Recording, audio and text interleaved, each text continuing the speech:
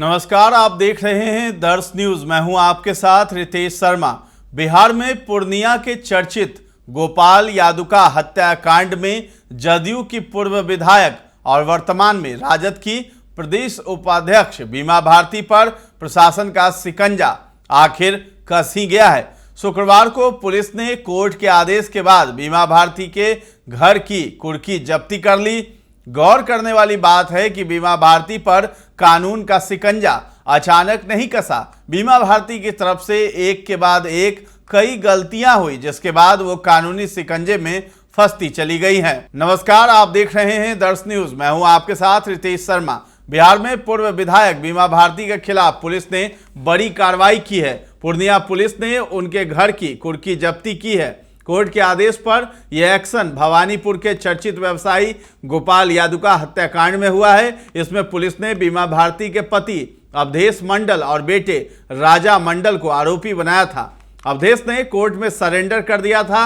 राजा अभी भी फरार है। ऐसे में पूर्णिया पुलिस ने कुर्की जब्ती की कार्रवाई करने के लिए कोर्ट में एप्लीकेशन दी थी। अब कोर्ट के आदेश के बाद यह एक्शन हुआ है। इस मामले में अभी तक बीमा भारती का कोई बयान नहीं आया है। पूर्णिया पुलिस अधीक्षक कार्तिकेय शर्मा का कहना है कि पूर्व विधायक बीमा के पति और बेटे के खिलाफ वारंट जारी हुआ था। इसमें अवधेश ने आत्मसमर्पण किया था, जबकि राजा फरार है। इसके चलते कुर्की जब्ती की कार्रवाई हुई है। पूर्व विधायक के घर की कुर्की जब्ती की भनक लगते ही भारी संख्या में इलाके के लोग आसपास जमा हो गए। हाई प्रोफाइल मामले की गंभीरता को समझते हुए पूर्णिया पुलिस भी मुस्तैद है। किसी भी अप्रिय घटना से निपटने के लिए तैयार है। इसके लिए जिला मुख्यालय से अतिरिक्त फोर्स भी भेजी गई। रुपौली की पूर्व विधायक रही बीमा भारती का विवादों से चोली दामन का साथ रहा है। अब वो विवाद राजनीतिक हो या फिर कोई और कारण, बीमा भारती हमेशा खबरों में बनी रही। बीमा भारती की शादी अवधेश मंडल से हुई। अवधेश मंडल की गिनती इलाके के दबंग लोगों में होती है। बीमा भारती ने सन 2000 में राजनीति में अपनी पारी का आगाज किया था। तब उन्होंने निर्दलीय उम्मीदवार के रूप में रुपौली विधानसभा क्षेत्र से अपनी उम्मीदवारी को पेश किया था। अपने पहले ही चुनाव में बीमा भारती ने जीत हासिल की। इसके बाद उनका झुकाव राष्ट्रीय जनता दल की तरफ हुआ और वो राजद में शामिल हो गई। हालांकि 5 साल बाद हुए विधानसभा चुनाव में उनको जीत नसीब नहीं हुई, लेकिन इसी साल अक्टूबर में फिर हुए विधानसभा चुनाव में उन्होंने फिर अपनी वापसी की और रुपौली सीट पर जीत दर्ज की है। राजद में रहने के बाद बीमा भारती सीएम नीतीश कुमार के प्रति आस्था जताते हुए जनता दल यूनाइटेड में शामिल हो गई। इसके बाद सन 2010 और 2015 के विधानसभा चुनाव में वो जनता दल यूनाइटेड के सदस्य के रूप में ही फिर से जीत हासिल की। हालांकि इसके बाद इसी साल संपन्न हुए लोकसभा चुनाव का से ठीक पहले उन्होंने जदयू से इस्तीफा दे दिया था और आरजेडी में शामिल हो गई थी। उन्होंने पूर्णिया लोकसभा सीट से अपनी दावेदारी भी पेश की, लेकिन वो जीत नहीं सकी। बीमा भारती के पारिवारिक जीवन में भी काफी उथल पुथल मचता रहा है। उनके ऊपर ये भी आरोप लगते रहे हैं कि 2015 में अपने पति को जेल से भगाने में उन्होंने मदद की थी। 2018 में जब उनके बेटे की मृत्यु हुई तब भी वो चर्चा में आई थी। 2023 में भी वो तब चर्चा में आई थी जब उन्होंने अपने पालतू कुत्ते कृष्णा की मौत के बाद उसका अंतिम संस्कार किया था और जुलूस भी निकाला था। तब उन्होंने अपने कुत्ते के शव के साथ बांस की अर्थी पर शव यात्रा निकाली थी और हिंदू रीति रिवाज के साथ कुत्ते की श्राद्ध कर्म करने का भी फैसला किया था।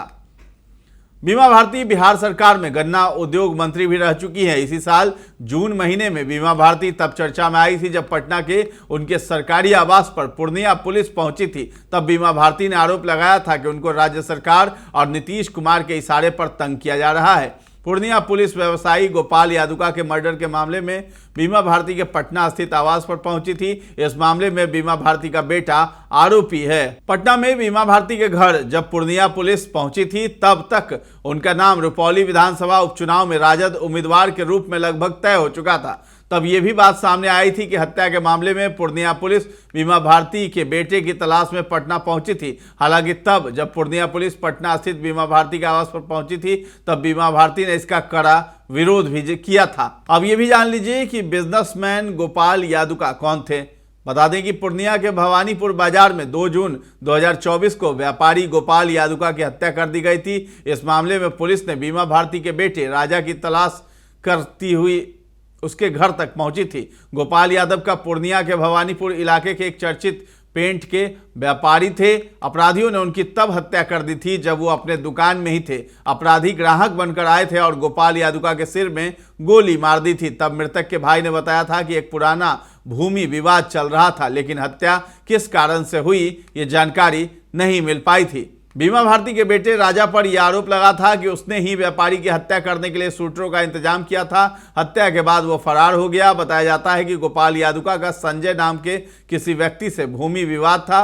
संजय बीमा भारती के बेटे राजा का दोस्त बताया जा रहा है। तब ये बात भी चर्चा में आई थी कि संजय के कहने पर राजा ने ही गोपाल यादुका की हत्या को करवाने के लिए शूटर उपलब्ध कराए थे। इसके लिए शूटरों के साथ 5 लाख रुपए की डील तय की गई थी। इस मामले में एक और विशाल नाम के शूटर के भी शामिल होने की बात सामने आई थी। बीमा भारती ने आरोप लगाया था कि जब से उन्होंने जदयू को छोड़ा है तब से सरकार उनको परेशान कर रही है। सरकार राजनीति के तहत मुझे परेशान कर रही है। मेरे बेटे को मर्डर केस में फंसाया गया है। बीमा भारती ने तब कहा था कि भवानीपुर में व्यापारी की जब हत्या हुई थी तो सबसे पहले आवाज़ उनके पति ने ही उठाई थी। तब मैं अपने बेटे के साथ खुद भवानीपुर बाजार में गई थी और पीड़ित परिवार से मुलाकात भी किया था। तब उन्होंने ये भी कहा था कि भूमि विवाद में मेरे बेटे को फंसाया जा रहा है, जबकि उसकी उम्र 18 साल है। इधर बीमा भारती की बात करें तो बीमा भारती ने जदयू से अलग होने के बाद पूर्णिया से लोकसभा चुनाव राष्ट्रीय जनता दल की टिकट पर ही लड़ा था, लेकिन उन्हें केवल 27,000 के करीब वोट प्राप्त हुए थे। हाल ही में उनको राष्ट्रीय जनता दल का प्रदेश उपाध्यक्ष भी बनाया गया था।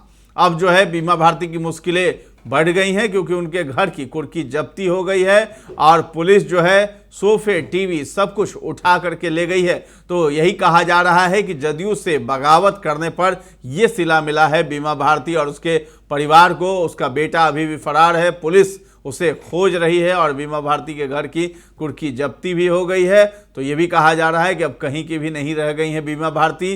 राजद से 2 बार टिकट पर चुनाव लड़ा, लोकसभा में भी लड़ा, हार मिली।